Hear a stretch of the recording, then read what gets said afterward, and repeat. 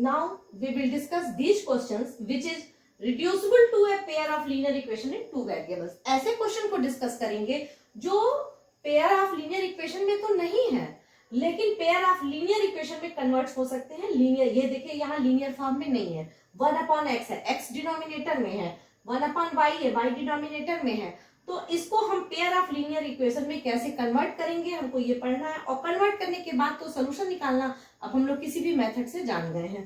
तो कैसे equation reducible to a pair of linear कैसे रिड्यूस किया जाएगा, तो इसमें हम सिर्फ वेरिएबल्स पर ध्यान देते हैं कि 1/x। अब देखिए यहाँ भी 1/x है और यहाँ भी 1/x है। ऐसे कंडीशन में हम सपोज करते हैं let 1/x is equal to a। इसमें 2 को हम नहीं लेंगे, अगर 2x नीचे भी रहता तो हम 1/2x को a सपोज कर सकते थे, लेकिन यहाँ पर 1/2 है और यहाँ 1/3 है, दोनों डिफरेंट है, तो सिर्फ हम कॉमन पार्ट्स को लेते हैं, जो पार्ट कॉमन है हम उसको a सपोज कर लिया। Similarly and 1/y is equal to b और 1/y को हमने b सपोज कर लिया। हम इसको इरेज कर दे रहे हैं।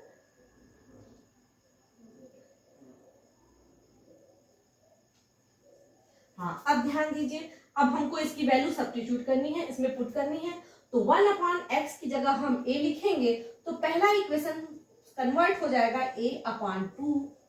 ये ध्यान दीजिएगा कि a/2 में कन्वर्ट होगा। हमने सिर्फ 1/x की जगह a लिखा है, तो ऐसा नहीं है कि a डिनोमिनेटर में आ जाएगा, इसी को लिखते समय बच्चे कहीं कहीं गलती करते हैं। प्लस 1/y की जगह b लिखेंगे तो b/3 इज इक्वल टू 2।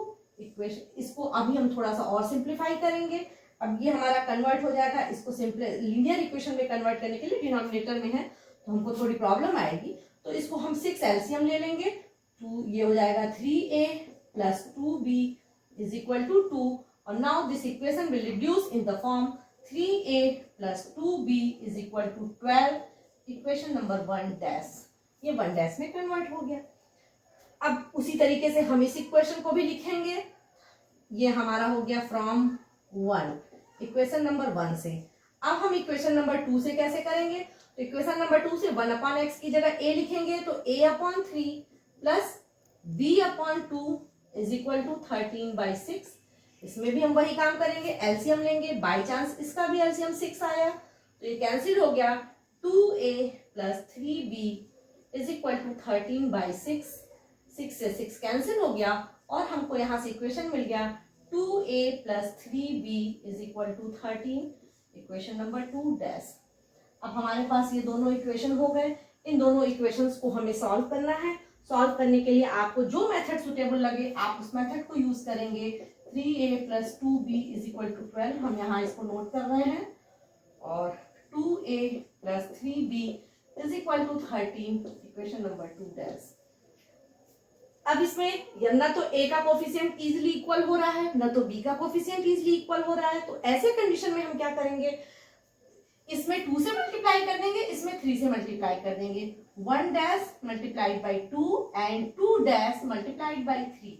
इसमें 2 से मल्टीप्लाई कीजिए, 6a plus 4b is equal to 24। ये 1 हो गया। इसमें 3 से मल्टीप्लाई करेंगे तो 6a plus 9b is equal to 39। 2 हो गया। अब आप इसको देखिए, a के कोफिशिएंट इक्वल हो गए। अब यहाँ हमारा ये pair of linear equation form हो चुका था। अब हम उसको अपने सिंपल मेथड से सॉल्व करेंगे। माइनस माइनस माइनस ये कैंसिल हो गया। -5b is equal to 39 minus कीजिए, -15 आ गया। b की वैल्यू आ गई 3। b की वैल्यू 3 आ गई। अब हमको a की वैल्यू निकालनी है तो किसी एक इक्वेशन में सब्स्टिट्यूट कर दीजिए, तो 3a plus 2 into 3 is equal to 12 implies that 3a is equal to 12 minus 6 is equal to 6, a is equal to 2, a की वैल्यू 2 आ गई। ये हमारा फाइनल आंसर नहीं है, क्योंकि ये तो हमने सपोज किया है। हमारे फाइनल जो इक्वेशन हमको दिया है उसमें वेरिएबल x और y था, हमको find the value of x and y दिया हुआ था, हमने इसको a और b सपोज किया था। अब हम यहाँ पर आ जाएंगे, 1/x is equal to a दिया है, तो इसका मतलब x इज इक्वल टू 1/2। ये फाइनल आंसर है आपका। और y 1/y is equal to b था, तो इसका फाइनल आंसर हो जाएगा y इज इक्वल टू 1/3। ये दोनों आंसर कंप्लीट हो गए। तो इक्वेशन हमको इसी तरीके से हम आपको एक दो प्रॉब्लम्स और सॉल्व कर देते हैं कि कैसे कोई भी equation pair of linear equation में रिड्यूस होगा। हम आपको रिड्यूस करना बताएंगे, बाकी सिंप्लीफिकेशन तो आप कर लोगे। क्वेश्चन नंबर फर्स्ट का फोर्थ पार्ट। अब देखिए इस क्वेश्चन में 5/x-1 प्लस 1/y-2 है। दोनों आप इक्वेशन को ध्यान दें तो डिनोमिनेटर में x-1 यहाँ भी है, डिनोमिनेटर में x-1 यहाँ भी है, यहाँ डिनोमिनेटर में y-2 है, यहाँ डिनोमिनेटर में y-2 है। तो हम ये ध्यान देंगे जब सपोज करेंगे तो 1/x-1 को a लेंगे, न कि x-1 को। अगर हम x-1 को a लिए तो 5/a हमारा इक्वेशन हो जाएगा और फिर हमारा वही फॉर्म जो फॉर्म था वही फॉर्म रह जाएगा जो पहले क्वेश्चन में हमने किया था। And 1/y-2 is equal to b suppose कर लिया।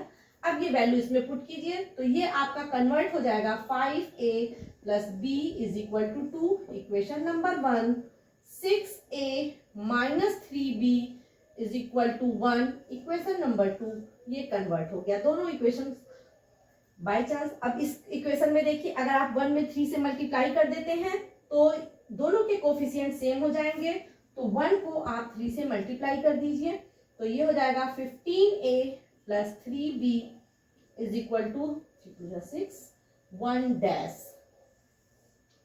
अब आप इसको ऐड कर दीजिए तो ये हो जाएगा 21a is equal to 7, a is equal to 7/21 that is 1/3।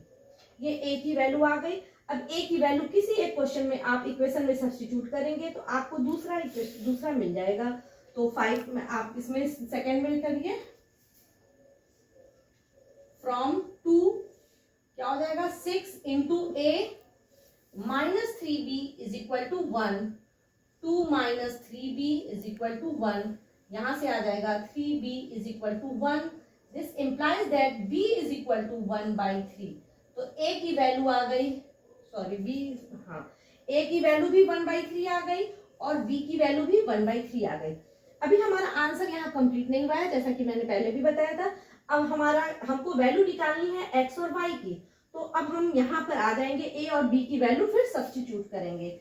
जब a और b की वैल्यू सब्स्टिट्यूट करेंगे तो 1/x-1 is equal to a means 1/3।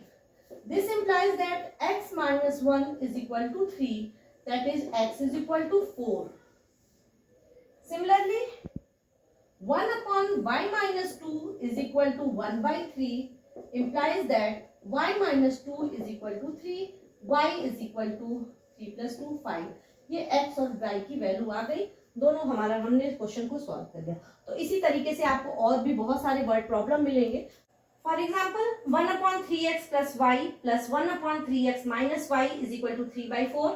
1/2 हम यहाँ पर सिर्फ जो वेरिएबल पार्ट्स है उस पर ध्यान देंगे। वेरिएबल पार्ट्स देखिए 1/3x प्लस y यहाँ भी है और अगर हम 1/2 को साइड कर दें तो 1/3x प्लस y यहाँ भी है, 1/3x माइनस y यहाँ भी है और 1/3x माइनस यहाँ y यहाँ भी है।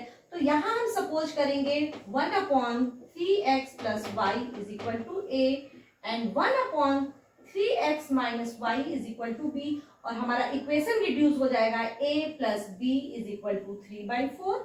ये इक्वेशन नंबर 1 हो जाएगा और ये कन्वर्ट हो जाएगा a/2 minus b/2 is equal to -1/a। आप लोग इस तरह के क्वेश्चन अभी हम लोगों ने सॉल्व किया है। दोनों को सॉल्व करेंगे, हम एलसीएम लेंगे, a और b की वैल्यू आ जाएगी। a और b की वैल्यू यहाँ सब्स्टिट्यूट करेंगे तो एक बार फिर इक्वेशन बनेगा और हम उसको सॉल्व करेंगे।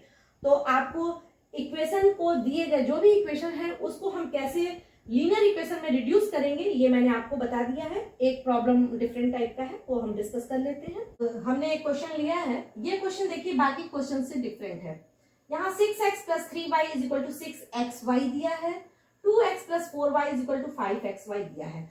तो जब इस तरीके का क्वेश्चन रहता है तो हम इसको क्या करते हैं, xy से डिवाइड कर देते हैं। xy से जब आप इस इक्वेशन में डिवाइड करोगे 6x upon xy plus 3y upon xy is equal to 6xy upon xy तो हमारा ये इक्वेशन रिड्यूस हो जाएगा 6/y plus 3/x is equal to 6, ये 1 डैश हो गया। इसी तरीके से इसको डिवाइड करेंगे तो 2/y plus 4/x is equal to 5। इसमें थोड़ा सा डिफरेंट आता है, हम लोग नॉर्मली जो क्वेश्चन किया है हम लोगों ने इधर x था इधर y था, तो यहाँ कंफ्यूजन नहीं होना चाहिए, यहाँ y है। अब आप सपोज करिए, तो अब आप यहाँ सपोज करोगे let 1/y is equal to b, sorry a suppose करिए जो नॉर्मल, और 1/x is equal to a, sorry b, ये सपोज कर लिया। अब ये हो जाएगा 6a plus 3b is equal to 6, equation number 1 double dash 2a plus 4b is equal to 5, equation number 2 double dash. अब दोनों इक्वेशंस को सॉल्व करने के लिए हमें देख लीजिए कौन सा मेथड, एलिमिनेशन मेथड ही मैंने बताया था कि नॉर्मली वही मेथड यूज होता है। अब हम इक्वेशन नंबर 2 डैश में 3 से मल्टीप्लाई करेंगे, तो 3 से मल्टीप्लाई करेंगे 2 डैश मल्टीप्लाइड बाई 3, तो ये हो जाएगा 6a plus 12b is equal to 15, 2 triple dash. आप इक्वेशन को 1 2 3 4 5 6 से भी इंडिकेट कर सकते हैं, ये हमने ले लिया। 1 डबल डैश को हम यहाँ लिख लेंगे 6a plus 3b is equal to 6, 1 double dash. अब इन दोनों इक्वेशन को सॉल्व करने का तरीका, दोनों को सब्ट्रैक्ट कर दीजिए, 6 कैंसिल हो गया, 9b is equal to 9, that is b is equal to 1, b की वैल्यू 1 आ गई, b की वैल्यू 1 आ गई। किसी एक इक्वेशन में आप सब्स्टिट्यूट कर देंगे, तो हम 1 डबल डैश इसमें सब्स्टिट्यूट कर रहे हैं, 6a from 1 double dash, 6a plus 3 is equal to 6, 6a is equal to 3, a is equal to 1/2, a की वैल्यू आ गई 1/2। अब a और b की वैल्यू आ गई। अब हमने यहाँ सपोज किया था, लिखते समय ध्यान दीजिएगा, नॉर्मली x 1/x को a और 1/y को b लेते हैं, यहाँ कंफ्यूजन नहीं होना चाहिए। 1/y को हमने a लिया है, तो 1/y is equal to 1/2 implies that y is equal to 2, y की वैल्यू 2 आ गई, और 1/x is equal to b, b means 1, that means x is equal to 1, तो x और y की वैल्यू 1 आ गई। तो अब आप इसी तरीके से किसी भी इक्वेशन को रिड्यूस करके आप क्वेश्चन को कर सकते हैं। इसी एक्सरसाइज में वर्ड प्रॉब्लम भी है, आप उसको भी सॉल्व करेंगे। एक्सरसाइज 3.6 का क्वेश्चन नंबर 2 हमने लिया है। क्वेश्चन पढ़ते हैं, Ritu can row downstream 20 kilometre in 2 hours. Ritu तैर रही है, downstream means in favour, जिधर करंट, जिधर धारा हमारी जा रही है, फ्लो है पानी का, उस साइड में उधर की तरफ तैर रही है, तो 20 किलोमीटर वो 2 घंटे में जाती है। And upstream 4 kilometre in 2 hour, और अप स्ट्रीम का मतलब होता है जिधर फ्लो है उसके अगेंस्ट चलना, तो अगेंस्ट चलने में ज्यादा टाइम लगता है, तो 4 किलोमीटर वो 2 घंटे में जाती है। Find her speed of rowing in still water. Still मतलब रुके हुए पानी में उसकी स्पीड बताइए, एंड स्पीड ऑफ करंट, और करंट की स्पीड बताइए। तो यहाँ पर हमको जो पहले निकालना है हम वो सब सपोज कर लेंगे। Solution, let speed in still water is equal to x kilometer per hour and speed of current is equal to y kilometer per hour। ये हमने समझा। अब आपको एक चीज ध्यान देना है, जब हम कहीं चलते हैं और पीछे से हमको कोई धक्का देता है तो हमारी स्पीड में उसकी स्पीड प्लस हो जाती है, तो जब वो फ्लो के तरफ जा रही है डाउन स्ट्रीम कंडीशन में, तो उसकी स्पीड में करंट की स्पीड भी ऐड हो जा रही है। तो डाउन स्ट्रीम कंडीशन में, in downstream speed is equal to x plus y हो जाएगा, और स्पीड इन अप स्ट्रीम, और अगर आप कहीं जा रहे हैं और कोई आपको आगे से रोक रहा है, तो जिस स्पीड से, जिस फोर्स से वो रोकेगा, आपकी स्पीड उतनी ही कम हो जाएगी। तो जब हमारा फ्लो है, जो पानी की बहाव है, वो हमको रोक रहा है, हम ऐसे तैर रहे हैं, उसके अगेंस्ट जा रहे हैं, तो वो हमें रोकेगा, तो उस कंडीशन में हमारी स्पीड क्या हो जाएगी, x माइनस वाई हो जाएगी। अब स्पीड निकालने का फॉर्मूला आप लोगों को मालूम है, स्पीड इज इक्वल टू होता है, हम यहाँ लिख दे रहे हैं, is equal to distance upon time होता है। तो जब डाउन स्ट्रीम की कंडीशन है तो speed x plus y is equal to, और इधर से लिखते हैं speed x plus y is equal to distance 20 kilometre upon time 2, that is x plus y is equal to 10, equation number 1। अब stream condition में speed है x minus y और distance है आपका 4 किलोमीटर, टाइम 2 है, that is x minus y is equal to 2, equation number 2।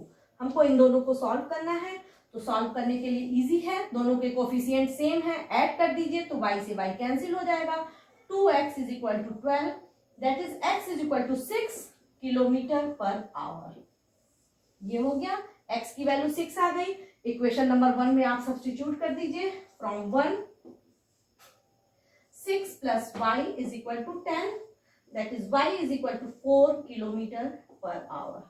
तो speed of current हो गई 4 किलोमीटर पर आवर और speed of Ritu in still water 6 kilometre per our.